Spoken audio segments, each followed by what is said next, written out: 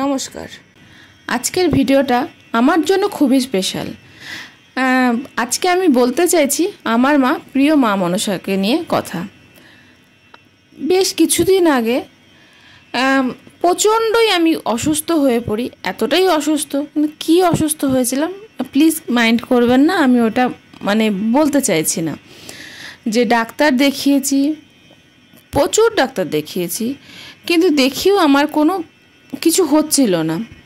Test করেছি, test করেও আমার নানান রকম প্রবলেম হচ্ছিল, যে কোন রিপোর্ট সব ভালো, কিন্তু ডাক্তার বুঝতে পারছিল না। তারপরে একের পর এক টেস্ট করেই গেছি, তারপরে হচ্ছে না। তখনই তার আগেই আমি জানতাম, কিন্তু কখনো ওনার কাছে আমি সেইভাবে মানত করিনি। আপনারা তো সবাই জানেন কাকুরগাছি মা মনসার কথা, তা আমিও সেইভাবেই জানি। তো আমি এখনও পর্যন্ত মায়ের কাছে আমি যাইনি কখনো, কিন্তু ওনাকে আমি ফোন দেখেই মানত করেছিলাম। করাতে মা বলতে নেই, আমার 3 মাসের মধ্যে মা আমার কথা শুনে আমার যেই প্রবলেমটা ছিল সেই প্রবলেমটা সলভ করে দিয়েছেন। আমি এখন সুস্থ আছি। তবে মার কাছে খুব শিগগিরই যাব।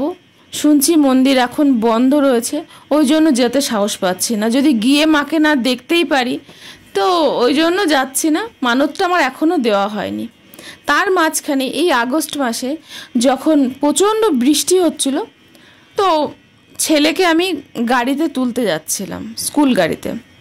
এবার তুলতে গিয়ে যেহেতু রাস্তায় জল জমে রয়েছে, আমি দেখতে পারিনি, কিছুভাবে হয়তো কিছু তো ইট বা কোনো কিছু হবে, আমি পা পিছলে পড়ে যাই।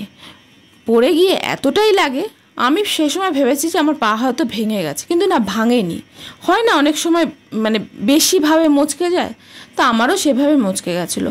আমি প্রচণ্ড কষ্টে ঘরে এসেছি, আর আমার ঘরে কেউ ছিল না, আমার হাজব্যান্ড অফিসে বেরিয়ে গেছেন।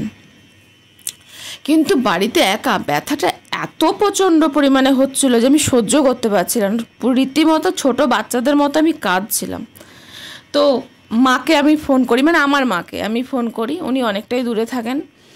এবার ফোন করার পর তো উনি বলে যে তুই মা মনসাকে দেখ ঠিক হয়ে যাবে।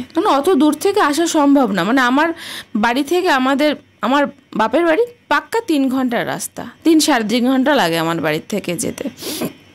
তা আমার ওই জন্য ওনাকে ফোন করি, তো উনি বলছে এটা কর। তা আমিও তাই করেছি। করার পরে আমি ব্যথাটা এত হচ্ছে, করতে করতে আমি কখন ঘুমিয়ে গেছি আমি নিজেও বলতে পারবো না। সবথেকে আশ্চর্য ব্যাপার, আমি কিন্তু মা মনসার পুজো করি, এই কাকুরগাছির মা মনসার না, আমি ছোটোবেলা থেকেই মা মনসার পুজো করি। কিন্তু মা বলছে তুই যখন মা মনসাকে পুজো করিস তাহলে মা মনসাকেই ডাক। আর এখন তারপরে আমি চোখ বন্ধ করে ঘুমিয়ে পড়েছি। ঘুমের মধ্যে দেখছি যে হঠাৎ একটা বিশাল বড়, বিশ্বাস করবেন না এত বড়, আর তার মধ্যে সাপ তো অনেক রকম হয়, কিন্তু পুরো হলুদ, মায়ের যে গায়ের রং যেমন পুরো হলুদ। আমি কিন্তু জেগে দেখিনি, আমি এটা বলছি না, আমি স্বপ্ন দেখছি। এবার তারপরে স্বপ্নের মধ্যেই মাকে বলছি, মা তোমার এই রূপ আমি ভয় পাচ্ছি, তুমি আমাকে এই রূপ দেখিও না।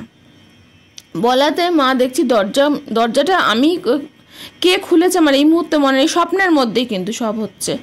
দেখছি মা বেরিয়ে গেছে, আর ওই স্বপ্ন দেখে আমি পুরো চমকে উঠে পুরো গা আমার ঘেমে গেছে, যে কি দেখলাম আমি। তার উঠে কিছুক্ষণ পরে আমি দেখছি আমার ব্যথা রয়েছে, যেই পা নিয়ে আমি এ ঘর থেকে ও ঘর যেতে পারছি না, খাটে বসে রয়েছি। আমার তো রীতিমতো চিন্তা হচ্ছে আমি সারাদিন আমি কি করব। দিয়ে তারপরে দাঁড়াতে পারছিলাম, যেখানে আমি একেবারে পা ফেলতে পারছিলাম না, দাঁড়াতে পারছিলাম, খুঁড়িয়ে হাঁটতে পারছিলাম। তো আমার মনে হলো মা স্বপ্নে এসেই আমার ব্যথাটা কমিয়ে দিয়েছে। তো তার ডাক্তার আমি দেখিয়েছি, কিছুদিন পরে দেখলাম যে না, কিছু হয়নি, নর্মাল চোট লেগেছে, একটু বেশিই চোট লেগে গেছিলো। তারপরে এখন আমি ভালো আছি। তাহলে আপনারা মাকে ডাকবেন, মাকে ফোন থেকেই ডাকবেন।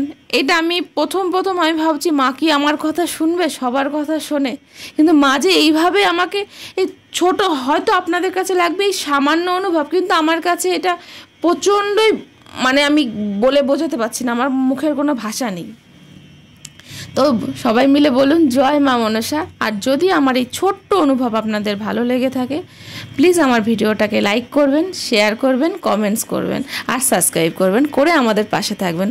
আর যদি আপনাদের কোনো অনুভব থেকে থাকে যে কোনো ভগবান নিয়ে, যে মা মনসাকে নিয়েই বলতে হবে তা না, যার যেই দেবতাকে আপনারা পুজো করেন, ভক্তি করেন, আমাদের চ্যানেলে আপনারা শেয়ার করতে পারেন। আপনার অনুভবটা আমরা শেয়ার করব। নমস্কার।